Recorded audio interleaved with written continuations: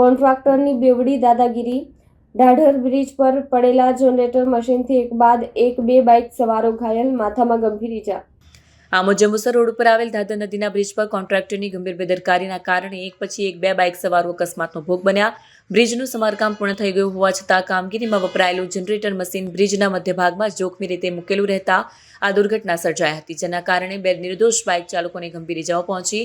પ્રથમ અકસ્માતમાં નોકરી પરથી ઘરે પરત ફરતા એક બાઇક ચાલક અંધારામાં મધ્યમાં મૂકેલા જનરેટર મશીન સાથે જોરદાર રીતે અથડાયો હતો। આ ચાલકને માથામાં ગંભીર ઈજા થતાં તેને તાત્કાલિક સારવાર અર્થે આમોદ આરોગ્ય હોસ્પિટલમાં ખસેડવામાં આવ્યું હતું। પ્રથમ અકસ્માત સર્જાયાના થોડા જ ક્ષણોમાં બીજા એક બાઇક ચાલકનું પણ સંતુલન બગડતા તે રોડ પર પટકાયો હતો અને તેને પગમાં ઈજા થઈ।